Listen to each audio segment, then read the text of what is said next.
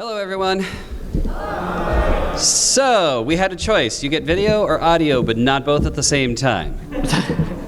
So, we at least got video and audio on the console. Hi, everyone. I am Dwango AC, keeper of TaskBot. I was sent this marvelously interesting cartridge and console with a label that says $7, $6.99 to be exact.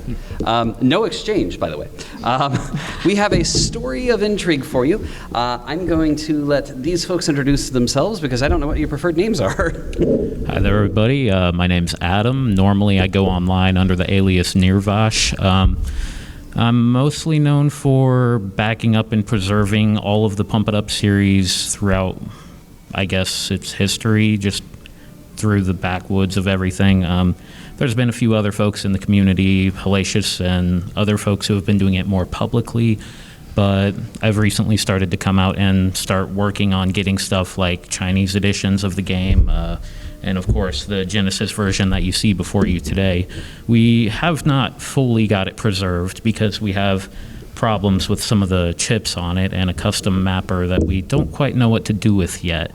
But hopefully we'll have that taken care of by the end of the week. I'm not sure.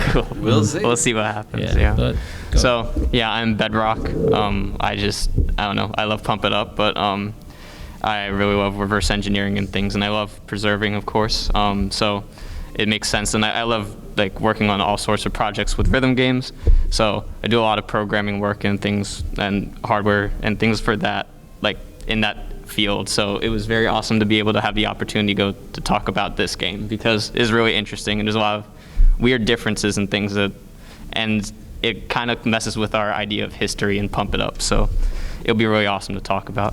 Yeah, and I have to say Bedrock has put in a ton of effort in putting the slides together and really taking advantage of all of the resources available to make a talk out of nothing. So it'll be awesome. This is an interesting talk.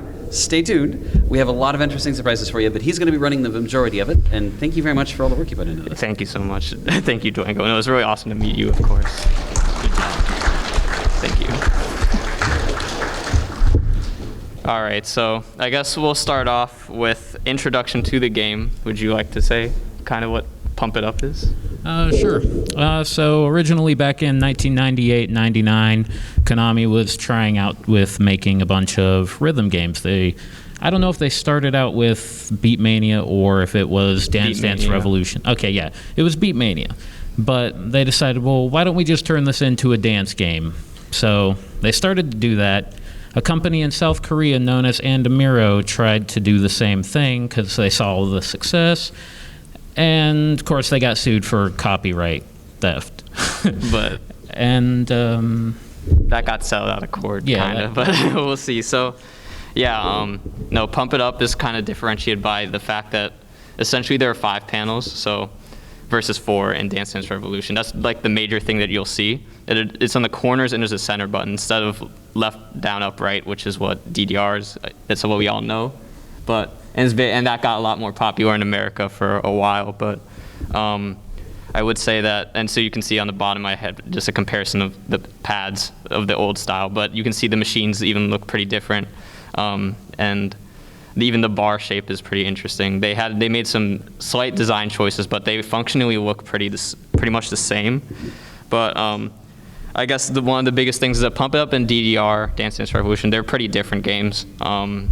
In terms of gameplay, so Dance Dance Revolution is usually like focusing on essentially the timing window is tighter. So that means that when you're playing, that you have to step more accurately on the arrows, and that changes the type of patterns that you can possibly play. Not even possibly, but it makes sense to do certain patterns more than others because of the tight timing windows. And you're usually playing in single player, so. For example, let's say DDR's charts usually have more, I guess, runs and things. They have some crossovers and like there's patterns that are very interesting in them, but it's more of a mental game focus instead of a physical, like using physical exhaustion. Although you can if you want. Like the high levels are really tough, and it just works very differently in that way. But Pump It Up is an interesting type of thing because the patterns are usually denser and they do more interesting pattern, like crossovers and things where you're moving your feet in more creative ways, I guess. And not in ways that seem, sometimes in Dance Dance Revolution, some of the crossovers and patterns are a bit awkward. But in Pump It Up, usually, the skill ceiling is higher, and you usually see more things like brackets where you have to press 2 or 3, or you press a bunch of arrows with 1 foot. So that can happen. So like in that pattern on left, that's 1949. And you can see that you're supposed to be pressing like, you're essentially going to be pressing with your feet like on 2 panels at once for most of that section. And in DDR, that's a picture of 888, and that's Christopher Wife playing. And usually, then because the timing window is tighter, it's still very impressive. Like they're both very impressive to pull off, but they focus on different skills. And so Pump It Up is usually on the end game content. It's more physically exhausting. And so honestly, the play style is different, and so people prefer different games. I love both games, but Dance Dance Revolution is very easy to play earlier, or easier songs, I should say, and like trying to focus on getting all perfects and things like that. And Pump It Up, because the timing is wider, kind of encourages you to focus on things that are much more difficult, and or try to push your physical endurance. So anyways, I'll keep going. I think we'll start talking about how we found this cartridge. So, very interesting story in its own right. Yes. That's a really big subject to talk about, because I mean, I first heard about this probably in 2003 or 4, whenever a website known as Pump Haven was put together by a man named Turkey Slam. It's a bit of an unusual name, but there's big inside puns with it. Anyways, the game was first sort of talked about back then, but a lot of people just said, oh, it's not real, it's just a ROM hack, it's something somebody made, a bootleg. And then I believe it was somewhere between 2008 and 2011, somebody ended up coming on one of our forums, and he had the photo that you see here on the slides of the cartridge and the PlayStation that he found at a local Savers. Originally, he found it with a copy of Sonic the Hedgehog 1 in it, so he took that out because he didn't want it, and he just kind of started searching around.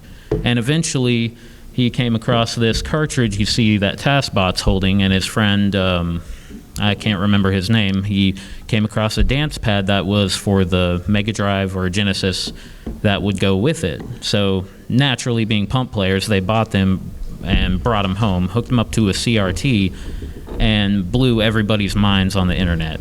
Yeah. And shortly after that, they just kind of disappeared from sight, at least from my communication with them.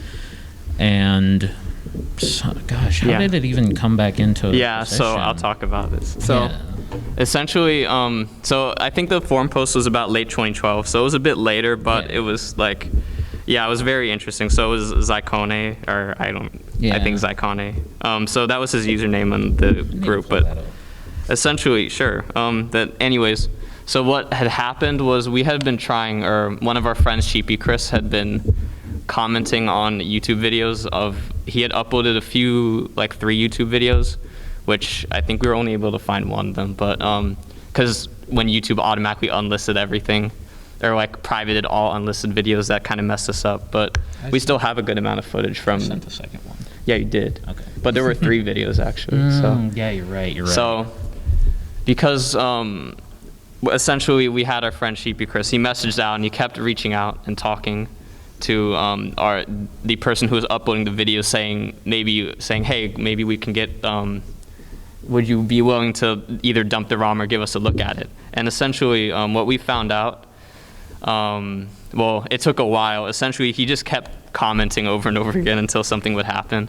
I'm pretty sure, at least, because there's multiple replies. And he would probably reply in like varying degrees. But okay, but to start off, let's show a video of like this was the original video that we had. I don't have any audio on it or anything, but it was really interesting because when we had the CRT, just like, we were all just like, is this real? But I mean, at the same time, I think like, it was kind of hard to be like, wow, this is fake or anything, because it was just like so far-fetched. And like, Compared to the actual PC ports of the game, this looks like it would be a lot of effort for somebody put together just as a basic ROM hack to sell and not even mass produce it. Because so far, I mean, it's 20 years in, well, I guess 13 years in at this point, and we've only seen one copy of this. And without any more going around, then, God, it had to be something. Yep. It couldn't be fake. Yeah, so that was our Chris. He was just say, hey, would you still happen to have the game? Yo. And he said, could you record some footage or maybe dump his content? And then finally, so that was like a year ago maybe. And when I say a year ago, this was like 2019. But then, let's say, next year, we get a reply. I have some pretty boring videos of the console working. I'll get the camera today. It's at a friend's house and try to upload them tonight. If you know someone that can dump the ROM, I would be happy to ship them the cartridge, but I would like it back. And then he says that we can contact him on his email. So that's definitely what we did. And at this point, we were all freaking out. Like, who the heck is gonna get this cartridge? Who's gonna dump it? What are we gonna do? Like, how are we gonna get this to work? And we had, it was funny because we had our friend, I think, our friend Dest. He was going to take, we were trying to get him to sabotage, like just completely mangle one of his, like a DB25 cable, so one of those really large printer cables, and then try and turn it into, because there's apparently a way that you can dump games directly through a controller port. So we were going to try and plug it into a Genesis console and like dump it in this really jank way that we shouldn't have done. And I'm really thankful that we didn't have to resort to that, because it probably would have been gone badly. It would have gone badly, and it's the only it's the only cartridge and console that we know exists. So that would be a pretty bad idea. Essentially, what happened was that we had our friend Baru or Barry. He had he was saying, oh, I can contact Dwango for us. I'm like, oh, really? And we're like, Dwango? Like, Taskbot Dwango? I was like, Taskbot Dwango? And I was like, yeah. He's like, yeah, I know him. I'm like, okay. Yeah, he reached out, and we got in contact with the person who had this cartridge and the console. And at first, he sent me just the cartridge, very lovingly packed in a ton of bubble wrap because he was so paranoid about it. We were able to take that cartridge and get the contents off of it without having to resort to weird DB9 cables shoved in the controller ports. Although shoving weird things in controller ports is kind of sort of what I'm known for, so, you know. But we had a ROM reader from INL Retro. INL Retro, if you are familiar with those folks, they're pretty cool. You can get your own flash carts, make your own NES and other video game console cartridges. So you can homebrew a game and put it on your own cartridge. So the INL Retro folks have a really awesome programmer we were able to use to read the contents of the ROM off, with one minor problem. Yeah. So, so we'll get to that in a second, because I do want to say that, we'll run into it. We'll run into that soon. We'll run to the minor issue, but essentially, we had, once we figured out Dwango, like, he was willing to work with us, we had a whole chat going, and we were trying to figure out what the heck, like, essentially, we figured out that he would be willing to send it to you, and then, we eventually got the entire console over to you after we realized that the cartridge wouldn't boot on a normal Genesis, so we couldn't even get it, like, started up, and we couldn't figure out why. And this is kind of the journey of, like, how we figured out, like, more about this, because we were trying to figure out what the heck this game was and, like, why it existed and how to get it working. So to start off, I guess we want to talk about Mega in game. I'm on. That's all you, man. That's fine then. All right, so that's chill. It's too obscure for me. It is weird. So we found, because essentially there was a company early in the times of Pump It Up where they made PC ports for the game. So essentially they had, they first released one that I think was first and second. Yeah, we haven't had any confirmation that they released first mix for the PC, at least any physical verification that a game is actually public. I mean, there could be a prototype or a first revision that was used internally, but I did come across a second dance floor, a third dance floor, and a few other versions that I have in my collection right now. This one looks to be based on the second dance floor, which I think it's third. Third, yeah. Because it has well, they have the same. It has the same pictures, but I think I saw OBG like in the actual Genesis. Like we'll see, and they're pretty similar, like up to OBG. So I'd also like to note right now, I've received no official verification from the company and DeMiro that basically owns Pump It Up that this game is even real, that it exists. Yeah, they don't know. They really don't know. They're a little bit confused about how it came to our possession. I don't think they even get they don't get their cabinet like launch dates right. They they had that. I sent a picture. Okay, there's a developer, the guy who runs all of the Pump It Up projects, named Macnom. Or Chang Hee-sun. I sent him a message. And I sent him a picture of this, and I'm like, hey, do you know what this is? And he just said, what?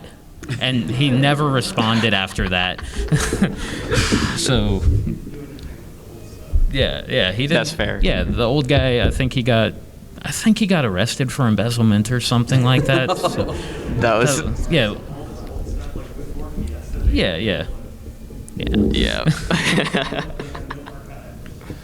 Yeah, I can definitely believe that.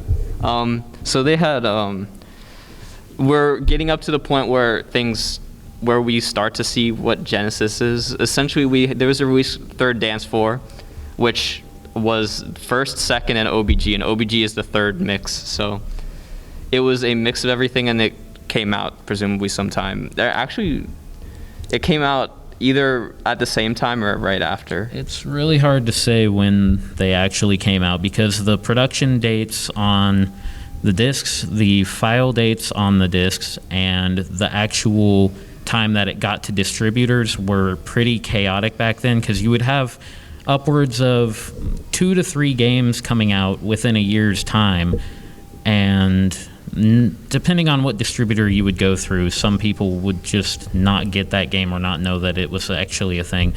Personally, I would go through, I think it was some Canadian website, and they would manufacture the dance pads through Red Octane. And, now they make Guitar Hero, and then they were bought by Activision. Yeah. So that's completely liquidated from the console editions. So we can't even ask them.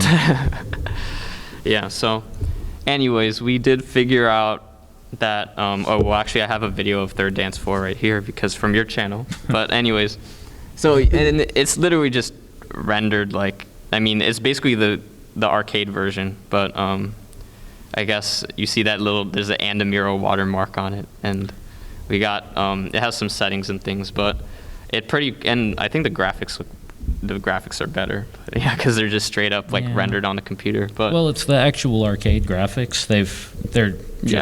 It's just in a better resolution. This is just like a terrible demake of the game for the Genesis. Yeah, and we'll find out pretty soon. One of the things that we noticed that I wanted to mention was when we looked at this, on the cartridge. So one of the first things that I didn't notice because I'm too young, but you're saying that we were looking at the song list and we noticed that one of the songs was Mr. Larpus, which we were testing earlier. Yeah. Mr. Larpus shouldn't have been possible to put in this game because that didn't come out until quite a bit later. So I'm not sure if Andamiro just said, sure, toss it in there, it'll be a sales point for the game, or if this was just some prototype that they slapped together with stuff around the office. It could be anything without the old developers telling us what's going on. Yeah, it was Mr. Larpus supposedly came out in Season Evolution, which would be the fourth mix in a way. So essentially, do you want to talk? There were 2 versions that we know of the PC version that came out afterwards, which were Evolutionary Dance 4 and presumably Season Evolution. When I was a kid and I ordered a dance pad from Red Octane, it came with 2 discs. It came with one that was Perfect Collection for PC, and it came with something everybody on the internet was calling Pump It Up USA. It was title screened Evolutionary Dance Floor, where the intro video said Season Evolution, and the music, it was stuff like Britney Spears and NSYNC in the game. we don't even know why they did that. I guess they just wanted to catch a different audience. But it was the Mega and Game site where we saw that post, right? Yeah, that picture. Oh, yeah. So the Mega and Game site lists that there's a second version that's the Fusion SE, and we don't know if that was marketed towards the Korea audience while we got Pump It Up USA, but there is another person I recently tried to reach out to on Reddit that had a picture of an actual copy of the game, so it could just be a different revision of it that was updated for Christmas. Yeah, well, it's So the thing was that Evolutionary Dance 4 looks a lot like Season Evolution, where it has like the gray background. And OBG Third Dance 4 has the pink one. Pump It Up Genesis has the pink background, but also has the Season Evolution song Mr. Larpus on it, which makes us think it still probably came out after Season Evolution, or either that or they just had the song ready.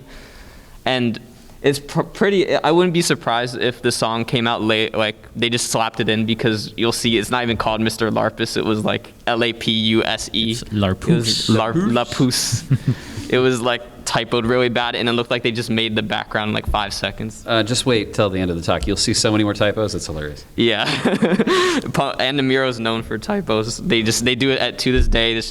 That's all they do on Pump It Up. It's very common to find just typos anywhere, but not trying hard enough maybe. But all right, yeah, let's get to this. So essentially, we're focusing essentially when we got the cartridge or the console finally, we figured out that like if you don't have the cartridge in, it just has like a 20-in-1, like one of those Chinese consoles where you can just play whatever ROM hacks it is. Like you could play Sonic 6 if you want in 5, of course, because those are totally games. But yeah. Yeah, this is a screenshot from my Twitch stream. This was when we very first got this cartridge dumped, and I don't believe I even had it working on a real console yet at that point. Yeah. Did you try any of the other games to see which ones they actually were, if they were just ROM hacks? Or? Oh no, wait, this is the stream where I did this is where you had it. Yeah, I had the actual console working at this point. Yeah, I tried a couple of the games. Trying to play those with a dance pad was really hard, but I did finish one level of Sonic 1. You might have to play Sonic with the dance pad. Would not recommend. Yeah, especially, what was the jump button, by the way? It was up and right. Yeah, that's what I thought. So it was just... it was bad. Yeah. It was fun, though, but it sounded fun, at least. Anyways, so I think we're going to start looking at the cartridge. When we finally got it dumped, thanks to Duango, we got a good amount of things there were a few things that were just immediately noticeable. So yeah, really quick digression on that. Vi Graytech was instrumental in working out what it took to read the right ROM size. It's got a weird mirrored format. We'll get into more of that the other stuff behind that later. But seriously, thank you, Vi Graytech, for helping us get that taken care of. Yeah. So start off. This is the cartridge header, so this is the beginning area where it just has the art, like I guess usually author or company name, and then the title of the game. So you can tell, first off, that it doesn't say Pump It Up at all. I will get into that later. I will start with the BU banks. So essentially, CompuCat, didn't know which Ubanks or like even where to start here, but CompuCat on the Discord fortunately was able to find a web archive page of Ubank's Sega dev page, and it contains Genesis, which was a Sega Genesis emulator, which was pretty popular and accurate back in the day, and then Segala, which was a Genesis compatible video game, and the source code was available. And if we take a look at Segala's header file, it is the same author with the thing, and then they just it looks like they changed the title. So either Bill Eubanks was working across the country, probably, I don't think he was in Korea working on this game, or Namiro or Mega and Game just took the source code for Segala and then just used it for whatever Samba de Mania is, and then reused that for Pump It Up, the engine. I guess that's probably what we're looking at anyways. So a little messy.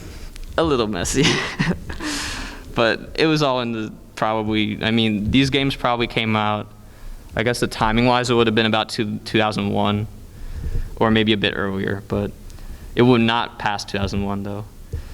But we'll talk about Samba de Mania now, because that's an interesting thing. You may know that Sega has a game called Samba de Amigo, and it is a game where you have maracas. It's a nice rhythm game. But anyways, you have maracas, and you're supposed to like shake them, and there's a little direction, like it's like a hexagon shape, and you can like you can shake the maracas in a certain direction.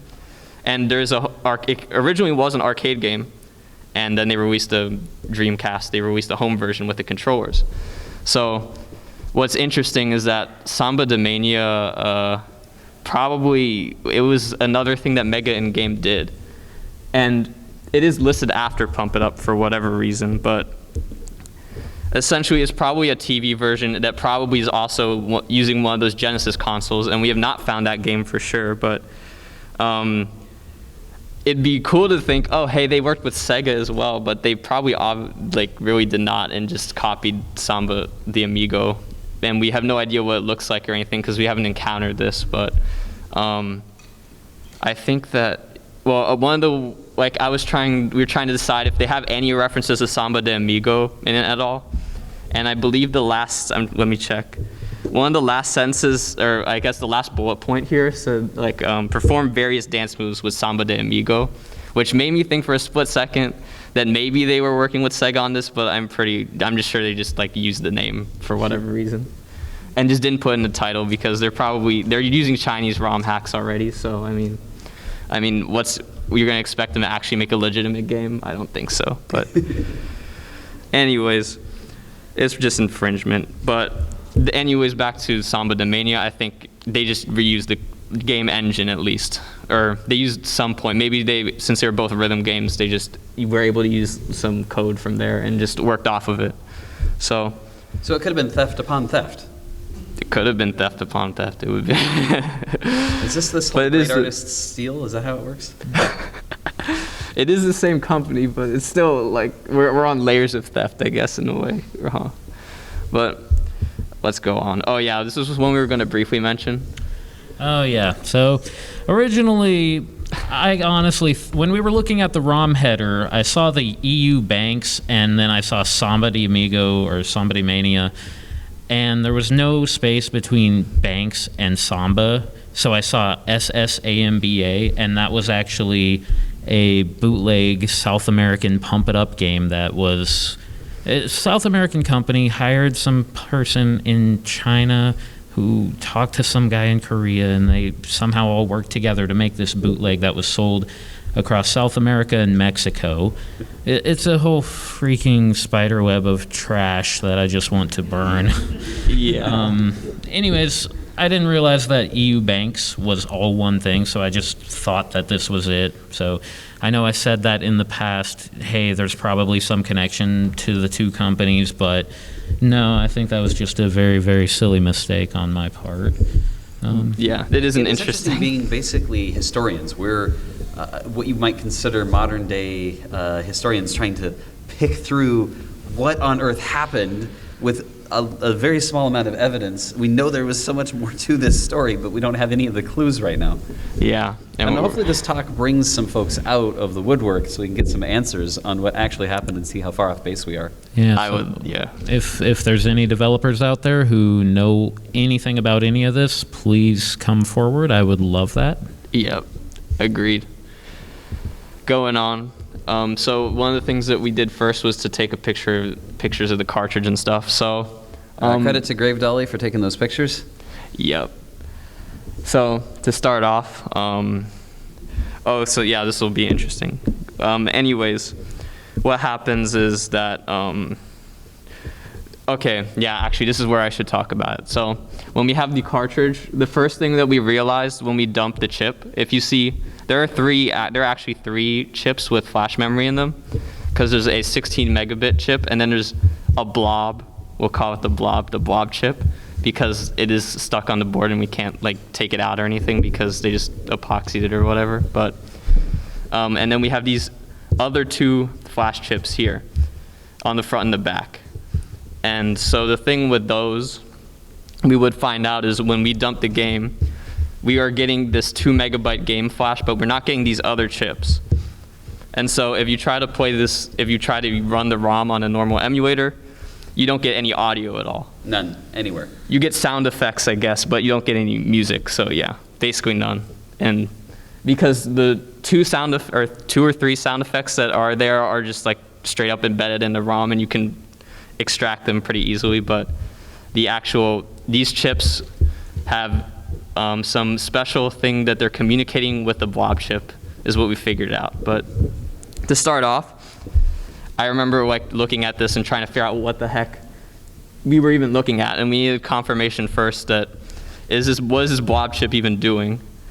And we had to pull out, or I had just pulled out like the cartridge pinout for a Sega Genesis cartridge, and we found if I just trace this blob chip over here, we just get like, well, actually this side doesn't actually have it, but some of the blob chip over here we noticed one of the first things, and I remember I need to make, I'm sorry to whoever on the Discord found this like along months before me, but the blob chip connects to the left and right audio ports. So essentially, we found out that the blob is sending audio directly to the console. And if you know the Genesis has an FM synth sound chip. So usually you would be sending audio and using programmed tracker audio, or I guess programmed audio that is coming from the synthesizer. But in this case, Sega Genesis cartridges actually had a rarely used cartridge left and right audio, and they were set to mono anyways because that's where it would go. But I think they were used very rarely in Sega CD games only. So that was one of the first things we noticed. And then we traced what other connections from the blob are going to go directly to the console. And it's kind of hard to see, but essentially these are the pins for the video out, or mostly like video timing and video output. So, which is really strange because the blob, even without using the flash or anything, the emulator works fine. We get all the visual stuff correct. So it feels weird that we'd have any visual information connecting to the blob. First of all, because of the video working, but second off, because this is all stuff that the console is sending to the cartridge and not the other way around, which means that it wouldn't be sending video, but it'd be receiving video. And it mostly just clock information and things of that are, yeah. So essentially, it didn't really make sense to us why there'd be any video of anything being hooked up to this chip. But we could discern essentially that the chip is connected to the audio pins. So one of the things that we wanted to that was the main thing that we were trying to figure out. And so essentially when we did some more reverse engineering into it, here's an example of what some of the ROM looks like.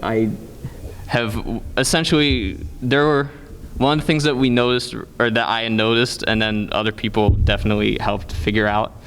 The first thing I want to say is that we noticed that there's only one controller port on the Genesis for one thing, and we know that the controller can only work in controller 1. So if we look at the code, we'll see this is kind of what it looks like, but we have the thing on the left is the player 1 function to read the controller status and things. So we can see normally you'll have things like, okay, if 1, let's say there's like an AND check for 1, so that just means like, okay, if it's like left or right, up, down, or A and B, it'll check if there's a number associated, and then it'll just tell the console, okay, just set a value. Maybe like we'll say that, okay, say that A is pressed now, or say that up or down, left or right is pressed now. So the thing that we noticed that was significant is that controller 2 has completely different code. And controller 2 does not exist in the console, first of all. There's no port for it. It does. There's a physical port for it. There's a physical port for it? Yeah, but the only one port says pump. Only one says pump, and then the other one says controller 2. It actually is labeled that way. Yeah, okay, so then you have to use controller 1, but controller 2 has some completely different thing that we're trying to figure out. So if we take a... Heads up, by the way, we're at 40 minutes talk time already. I do have a slight theory regarding the code for the second player controller.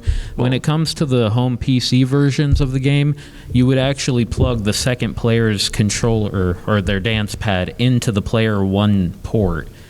or into the player one pad, there would be an extra port like directly on the pad itself, up at the front of it. So that is something that could be, I don't know, like it could have something to do with all of this weird jank stuff. We did figure it out though. So you didn't tell me that. Yeah, I didn't. But anyways, so what's really interesting about controller 2 is that I just knew it was different, and I see there's like 0 bytes and things, so I had no idea what I was doing at this point. So you had talked to Mask of Destiny. Yeah. We had reached out to, and I realized he wrote Blastum, the emulator for Genesis, which was something that, and I was already using it. So he was definitely a big help to figure out what we were looking at here. And essentially, we figured out that the cartridge, or there's a serial connection, which means that controller 2, the port is actually interfacing with not something that isn't a controller, but something that can send data back and forth that's probably connected to the cartridge is what we would think. The thing is that it's not, the player 2 port isn't hooked up to anything externally. So it took a while, but then Mask of Destiny confirmed that once we looked at the console itself, that player 2 is hooked up to the video pins that are normally used to send to the cartridge. They're now sending the controller 2 connections to the cartridge, which means that we know that there is a connection that we can talk about. And if we look at the, I guess when we're taking a second to look at the cartridge, we can find that we would be able, in theory, to take the controller or the controller 2 connection and use a logic analyzer or similar to get all of the pins and figure out what's the data is being sent when there's music playing and things like that. Yeah, so basically that's what he did, is he snooped the lines and discovered, yeah, it's actually using, instead of taking controller port 1 or 2 and connecting it to a controller, it literally routed it back into this chip on the cartridge, this really, really strange setup. So basically the developers decided to abuse controller port 2 for their own nefarious purposes, and I've never seen a game do this before. And not only that, but one of the things that he pointed out was there's a very high output rate, so maybe like 2 megabytes per second. So there was a lot of stuff running at the same time. By the way, to put this in context, there are 2 1 megabyte chips, or is it 1 megabyte or 1 megabit, I guess? It's 1 megabyte. 1 megabyte, yes. It's reading at a rate of 2 megabits per second. So you're basically, it's as if it was reading enough to do the whole memory. We think what was happening is there was some amount of logic that it was just constantly reading as if it was a ROM. Yeah, it's probably, we figured out that it was probably inside that blob chip is a microcontroller. So that microcontroller is probably reading codes from one of the chips at least, and then taking some audio information from the chip as well. And that's why we wouldn't be able to get audio, because we don't have any of those chips running. And we don't know how the blob chip is sending it back to the game. So we had some work going with... Yeah. And you can see this over here. It looks like Cthulhu. So you can see the results of that. These were wires that Mask of Destiny attached to try to dump the ROM, which would have succeeded except for one minor problem, that round glob top we keep talking about. When you supply power to the chip so that you can read from it, it powers the glob top as well, which constantly starts trying to read from it at the same time. So we haven't yet succeeded in reading the data off of the 2 memory chips, and we think the only way forward is to make the glob top go away, and the only way we can do that is to take the memory modules completely off of the board, which is a lot of desoldering that we have not been able to accomplish while at MAGFest. Yeah. So this is where this part of the investigation unfortunately had to end, but I want to make sure we have enough time for a live demonstration of this. So we'll definitely keep moving, that's it. that was basically all I wanted to cover, anyways. But I think, now that we've gotten up to this point, I think it's a good idea. I think we should show you what this monstrosity looks and sounds like. So let's do this. All right, who wants to play? It's up to you, man. You can go for it. All right, sure. I'll take my shoes off because I'll be sick. All those pads on. Mono audio. After looking at the hard chart, I'd say go to easy. Because it's just double.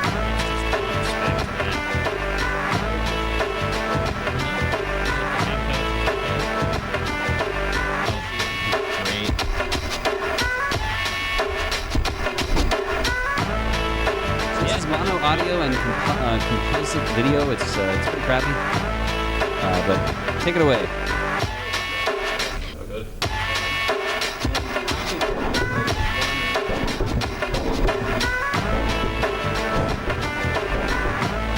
Yeah.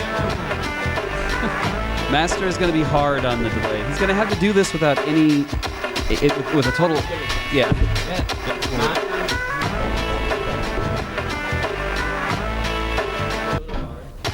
He's doing hard, all right.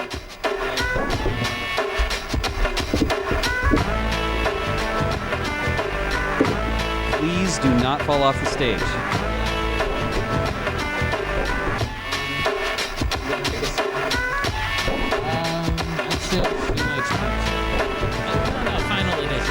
Final edition. Oh yeah. Normally, Final Edition does not have this background. That's normally the Final Edition 2 background. I don't know why they messed up the colors on that. That's very unusual.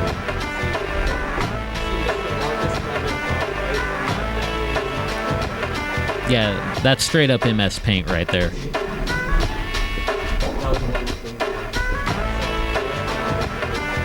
All right, here goes.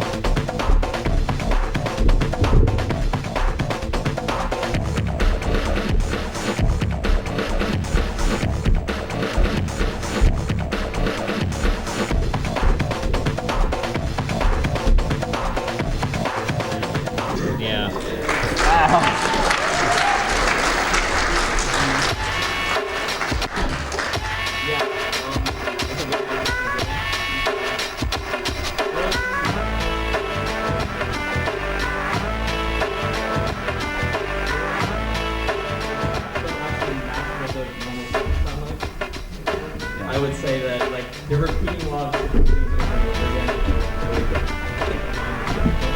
Yeah, so one of the things we think they did is we think they took sections of the song in what you would kind of think of as tracker music and just took sections of the song and repeated them and called them in the correct order because we can hear the exact same sequences repeating in the song. There is actual voices in some of these songs that you can hear, which is pretty dang impressive because at that time you really didn't have much space. You've only got 2 megabytes of storage total for all 8 songs. And I don't know if you've ever listened to an MP3 that's really low quality, but it's basically they're just using some really interesting techniques to store this. We just don't have all of that data off of those chips to know for certain. That's what we still hope to get to. But, you want to do another one? All right. No, go for it. Have fun, man.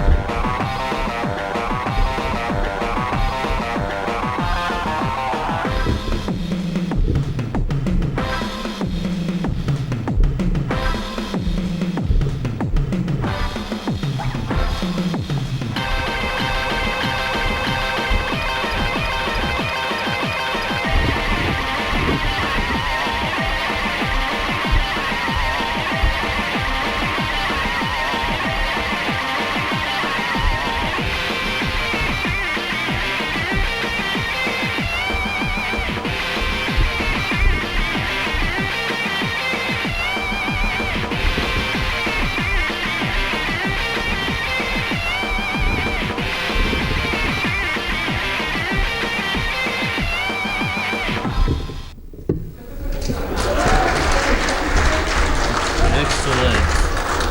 I'd like to point out he just pulled off a B, and this is the first time he's played the thing. You are really good at this. I'd also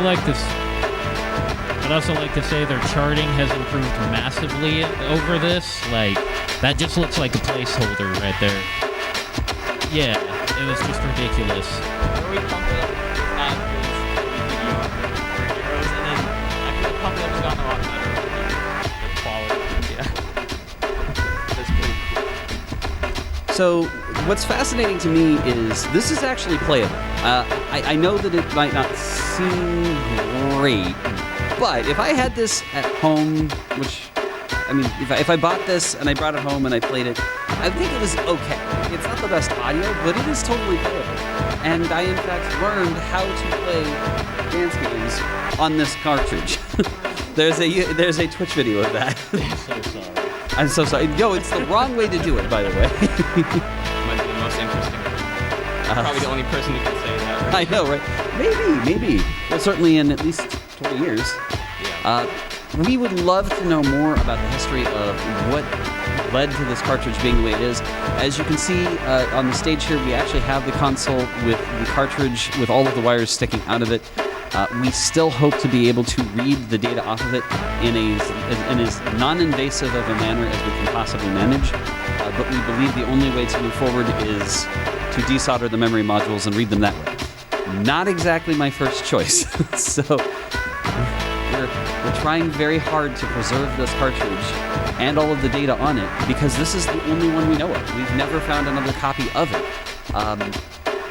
We just don't want to destroy it. So I'm glad we made it through this presentation. We're going to take the very cautious step of pulling everything off and seeing if we can read it. We brought a chip reader. Yeah. So it works fine. we're going to see what we can get off of it. But ultimately, my goal here is what I describe as retro preservation. And this is a game we got lucky to find a copy of. And maybe we should top back the video back over some credits.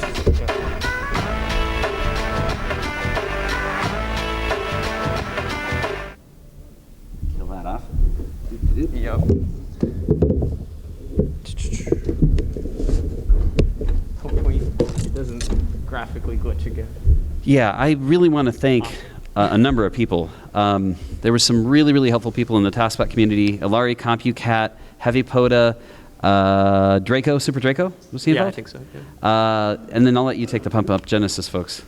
Yeah, thanks to Sheepy Chris, of course, for figuring it out, contacting for Pump Genesis, and yeah, getting in contact with Harrington with the cartridge, and then Barry, of course, getting us with Dwango and helping us a lot. Gabri, Max, and DJ helped us a lot with, I guess, the research and things, and of course, and Des was also there to help as well, in offering, almost dumping the cartridge on the jank cable, but I mean, we still appreciate it because we were all very invested in this game and trying to figure out how it worked, and we were able to get really far thanks to like the help of all the people that were involved, and I really appreciate the help. I'm sure we all do, but yeah, definitely. We really want to see this keep moving forward. So if there's anyone out there when we hopefully get this online that can provide some historical data on how this thing came to be, let us know. Yeah. I do contract work for Engineer. Yeah. I know the programmers, and I will take pictures of this and contact them. Awesome. thank you, Greg. Thank you very much to the original cartridge finder, Harrington, I think is the correct Harrington, name. yeah. He took a great leap of faith sending the cartridge to me in the midst of a pandemic, and it was pretty difficult getting everything to come together for this talk. But we wish we had even more to show you.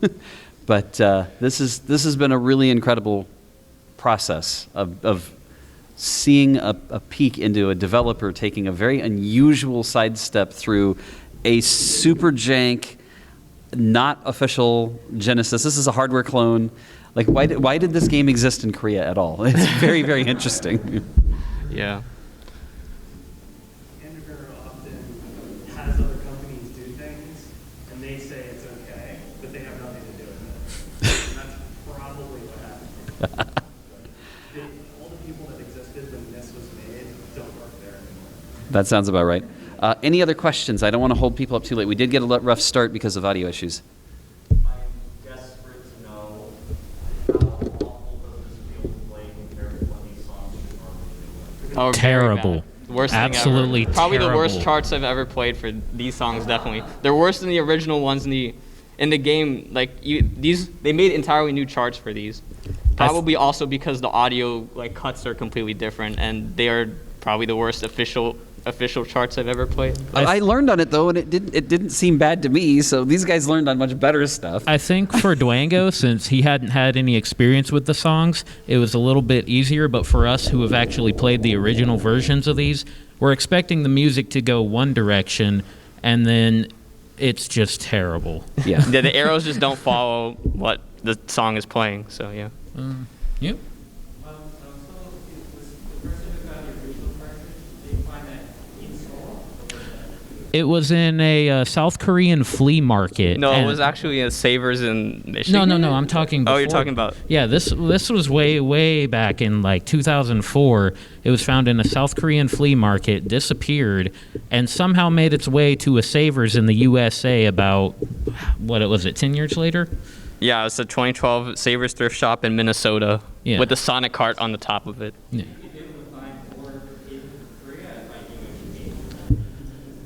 That's. It would be amazing if you could. I have a friend, Patrick Murray, currently scouting about the flea markets in Korea for stuff like this. He's actually managed to work on getting us a couple of rare arcade machines that, like hand pump machines. It's basically the arcade games for your hands. But anyways. Yeah. There's one more question. We do have to wrap it up after that. What was your question? I'll ask the tech team. Do we have a talk right after? They're checking. Is there any reason, or actually, yes, I know, we just don't know, we're really sort of, can't stop laughing about it. Any recent what? We can't stop laughing about the fact that it's all this Lapoose, Mr. Yeah. We have no clue. I mean, they're all Korean names, and they all get Right after? Okay. All right. So I regret to say that we must wrap it up. We had some tech difficulties that held us back, but I want to thank everyone for coming. Thank you for being here.